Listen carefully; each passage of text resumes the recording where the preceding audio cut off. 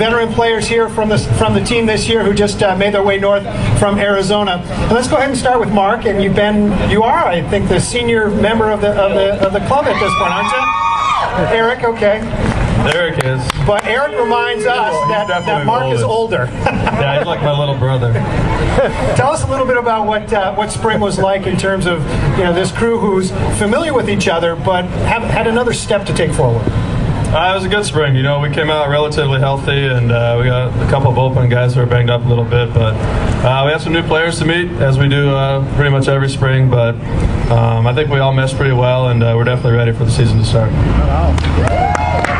Eric, for you, you've been here the longest out of everybody on the team.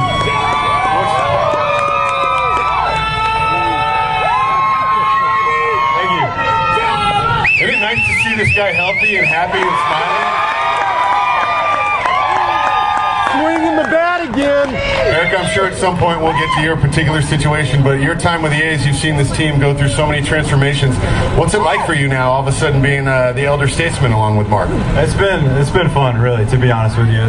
Spring training has been such a great experience for me this year. I've had just a whole new outlook on things, and I've seen a lot of good players, a lot of good people go through the A's organization, and it looks like we're just about to start something really good again with a lot of young players, and a few of them over here to the right of me, Suzuki and Anderson, Cahill.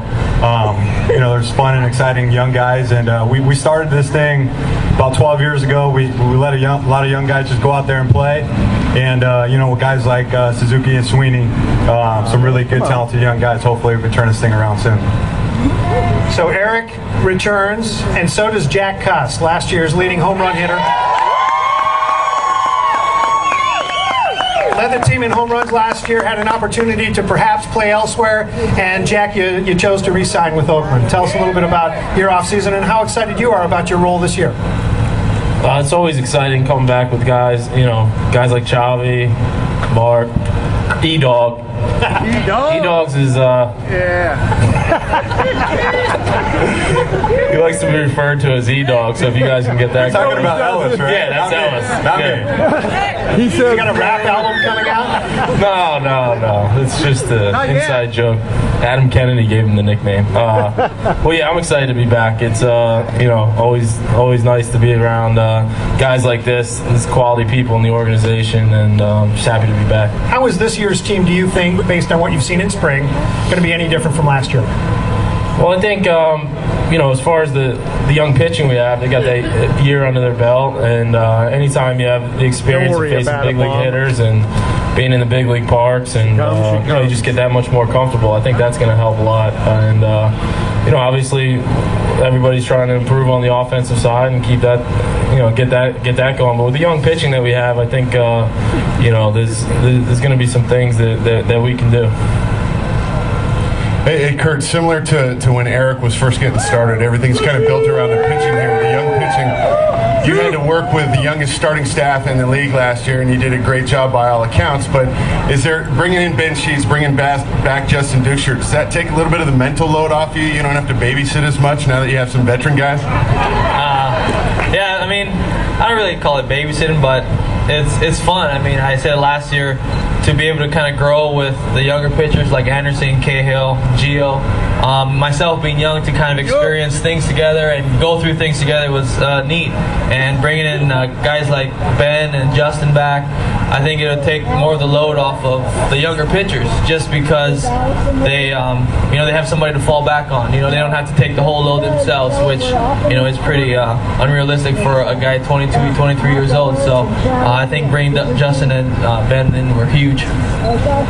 Mark, when you talk about making the transition from spring, where everyone's coming in, getting in shape, working on the things that might be specific to self-improvement, and then competing right out of the chute, Seattle Mariners coming into town, a division rival, and tell us a little bit about what the mindset is today as you take it into when it counts for real beginning this week.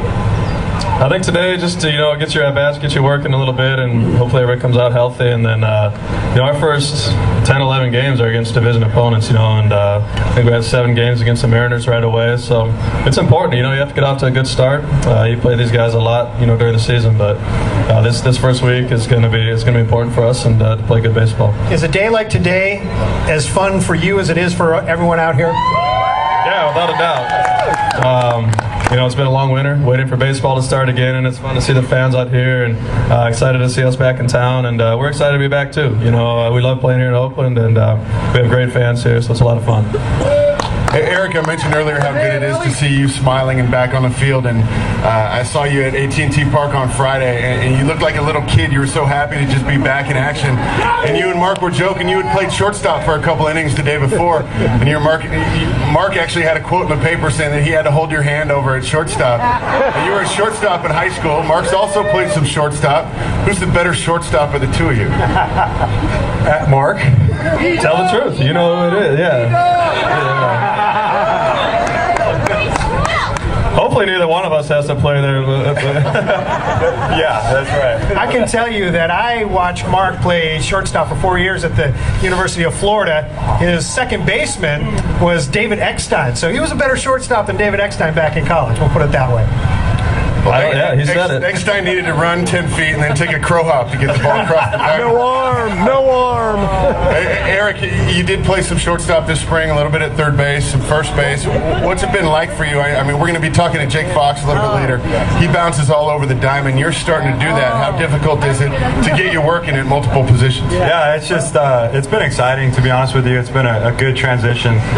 Kuzmanov coming over from San Diego, he's just swung the bat so well this spring, and he's a really good third baseman. So just the fact that I didn't have to have the pressure to go out there and play third base every day really helped me out mentally. Wherever I can help the team, and whether it's first base, shortstop, third base, spell Jack when he needs a day off or two at DH.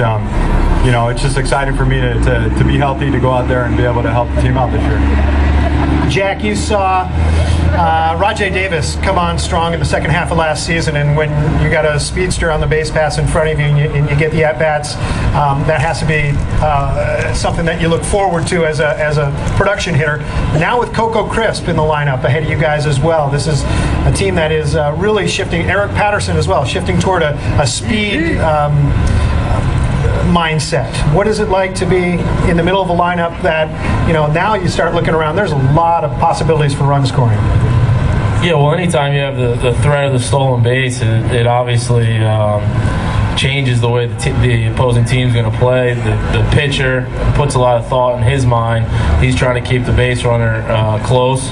And, sometimes that leads to mistakes when they do come home. So, obviously, having guys like Coco and Raj on the bases, it opens up the field, opens up some holes, them taking those bags. And it'll obviously, it's a lot easier to hit somebody like Raj than somebody like me. So, it's not.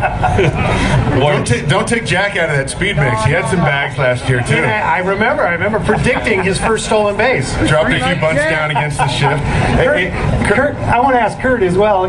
We saw you hit in so many different spots in the lineup at various times last year, but it seems like that number 2 hole is pretty much going to be well filled with either Raji or Coco.